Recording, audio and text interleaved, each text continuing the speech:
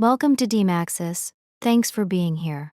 No extra talk, just pure storytelling. Let's begin today's movie short steal. Today, I'm going to explain a horror suspense movie called Timecut. Spoilers ahead. Watch out and take care. The movie opens in a small town named Sweetly, where some local students are throwing a party in an old barn. It is the 16th of April, 2003, and a serial killer has recently murdered 3 students, Val, Brian, and Emmy. None of the youngsters gathered seemed to be affected by these events, except for high school senior Summer. She was close to all 3 of the victims, especially Emmy. Thankfully, Summer is soon joined by her childhood friend Quinn, who empathizes with her loss. He also tries to hand her a red envelope, but their conversation is interrupted by her ex-boyfriend. Inside the barn, the party is in full swing, and everyone is having a jolly good time. Summer, on the other hand, wonders how anyone can have fun after such a tragic event. It's simple. Teenagers are sociopaths. The night gets even worse when her ex-boyfriend spills a drink on her top. She angrily stares at him. I can deal with dead friends, but this was $20, Roger. And then heads towards the bathroom to clean up. Unbeknownst to anyone, the serial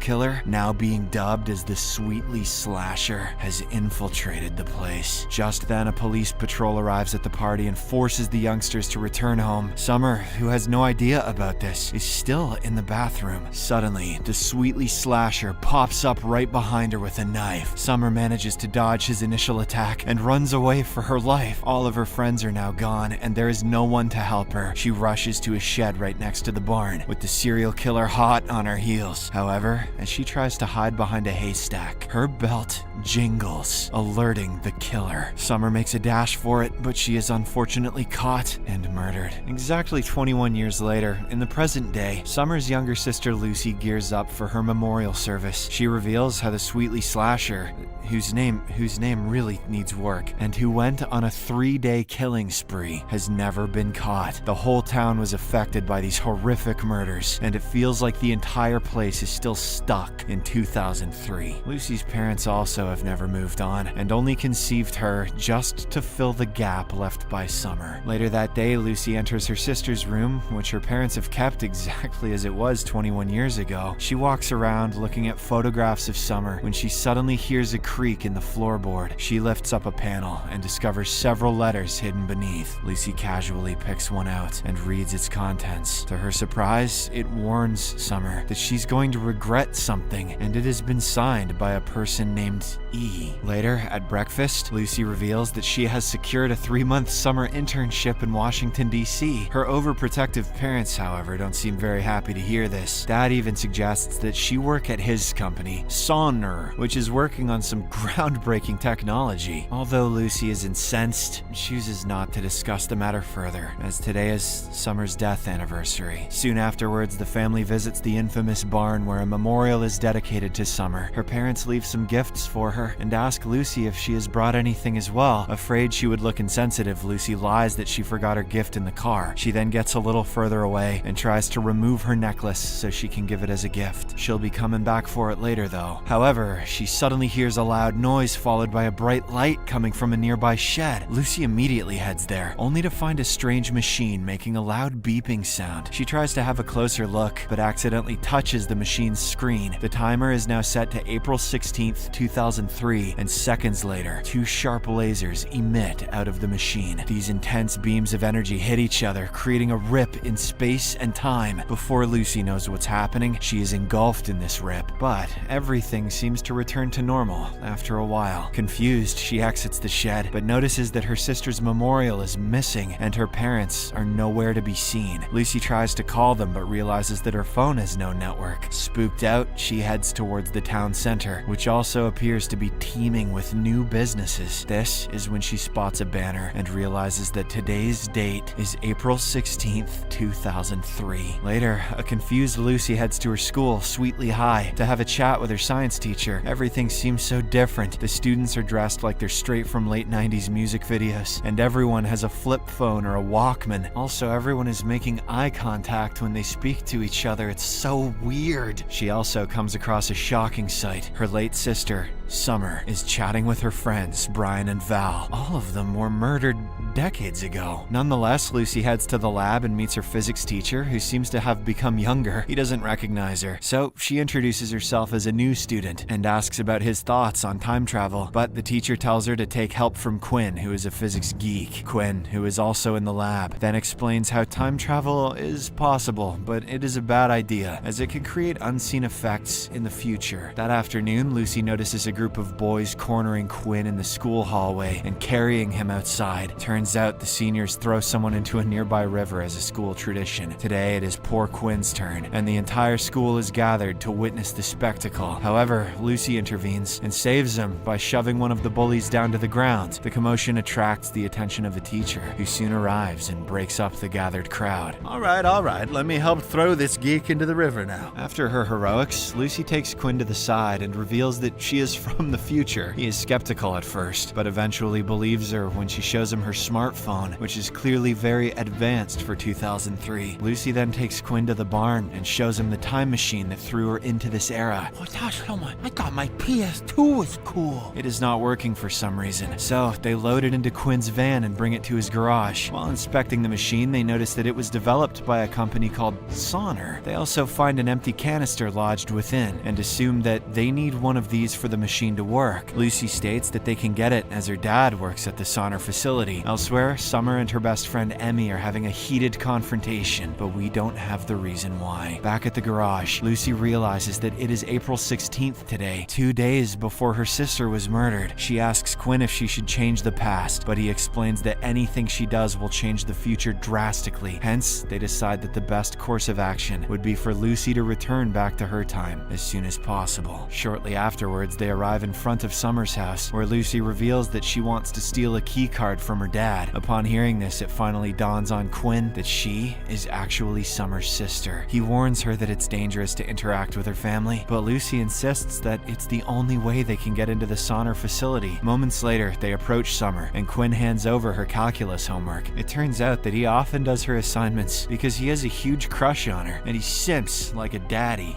I don't know what that meant. Summer then asks if he can help her with chemistry, but he lies about being busy. He instead uses this opportunity to introduce her to Lucy, saying that she's great at science. An excited Summer then takes Lucy inside the house and introduces her to her parents. That evening, while the girls are conversing, Lucy notices Summer's photo with Brian and Val and asks if they have been friends for a long time. Summer responds that they're childhood friends and wishes she and Lucy could go to the mall so that she can introduce her to them. At this moment, Lucy remembers that today is the day Brian and Val will get murdered in the mall. She asks Summer what time the mall closes, and the latter responds that it's at 9. Realizing there's only half an hour left, Lucy abruptly leaves the house and goes straight to the mall. She reaches there just in time and comes across Quinn, who does part-time work here. Lucy inquires about Val and Brian, to which Quinn reveals that he heard them talking about going to a store on the 3rd floor. This makes Lucy panic, so she immediately rushes there, followed by Quinn. Unfortunately, they arrive too late, as the Sweetly slasher has already murdered Brian. Lucy tries to help Val in escaping and even alerts a nearby security guard, but the killer easily kills him before smashing Val's head and ending her life too.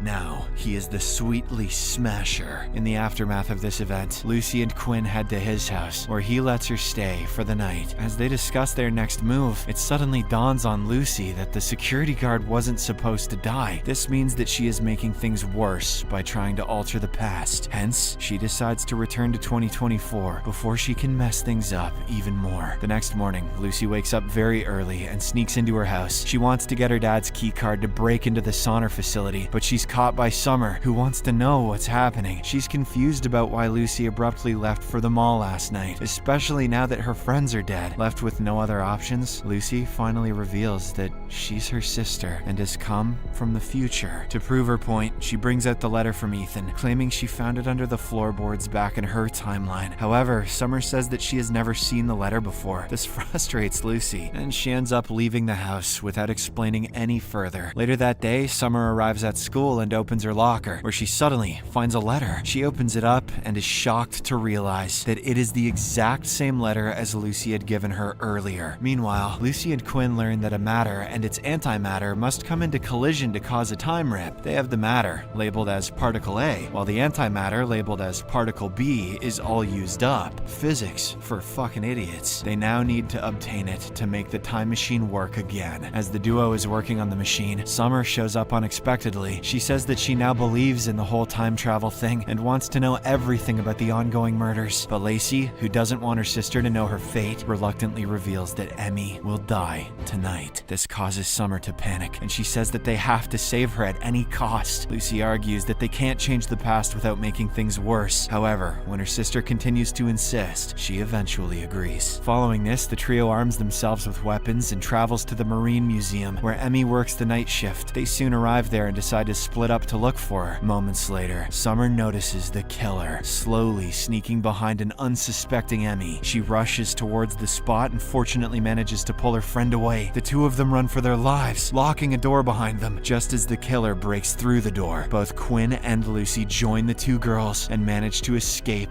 unscathed. Later, at home while the sisters are chatting, Lucy learns that the letter signed E is actually from Emmy. Summer then opens up, revealing that she and Emmy are lovers and had promised to come out to their parents together, but she backed out at the last moment, which is why Emmy was upset earlier. That night, a restless Lucy realizes that her parents only conceived her because their first child had died. This means that if Summer survives, she may no longer exist in the future. I'm sure her parents will still have sex. The very next morning, Lucy steals her dad's key card and exits the house. She later meets with her sister and finally reveals about her eventual death. She also explains how she won't exist in the future if Summer lives. But Lucy has now decided to save her anyway, as their parents only saw Lucy as a replacement. The two sisters then come up with a plan to bait and kill the Sweetly slasher. I guess Summer doesn't give a damn if Lucy dies. In the evening, Lucy and Quinn sneak into the sauna facility while Summer heads to the barn party where she's supposed to die. She spends some time at the party and then steps outside. Just as she had hoped for, the serial killer begins to chase her. Meanwhile, Quinn and Lucy manage to sneak inside the facility, but are shocked to discover the dead body of a security guard. One of the canisters containing antimatter is also missing, which means that the killer came here before them. They deduce that the killer must be from the future as well, and is the one who developed the time machine. Now that time is running out, the duo takes a canister and quickly leaves. Elsewhere, Summer leads the killer in a game of cat and mouse, and eventually takes him to the shed. She bravely waits for him to take a slash at her, but just then, help arrives. Lucy and Quinn show up in a van and run over the serial killer. Summer then rushes inside the car, and they get away just as the lunatic is getting up. In a shocking turn of events, the Sweetly slasher removes his mask and reveals himself to be an older Quinn from the future. The trio is shocked to witness this, but they have no time to ponder. They thus put the car in reverse and drive back to the garage where the time machine is located. Unfortunately, Killer Quinn also shows up before the teenagers can activate the time machine. He then reveals how his life was ruined after the bullies threw him into the river.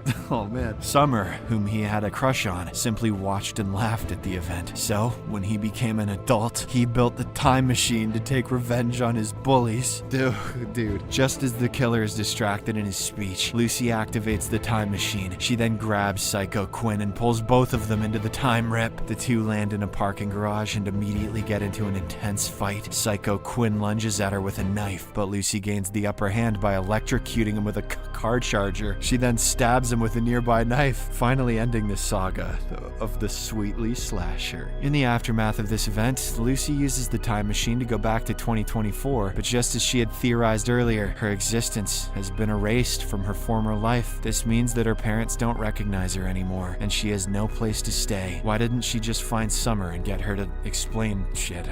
Also, didn't her dad work on the time machine? Wouldn't he understand? Lucy thus returns back to 2003 to start a new life with her sister and her new best friend, Quinn. I'll be right back. I'm gonna go get a job writing movies. If you enjoyed this video, please don't forget to share it with your loved ones so they can enjoy it too. Your support really means a lot to us. Kindly leave a like, drop a comment and join our growing family by staying connected with us yen.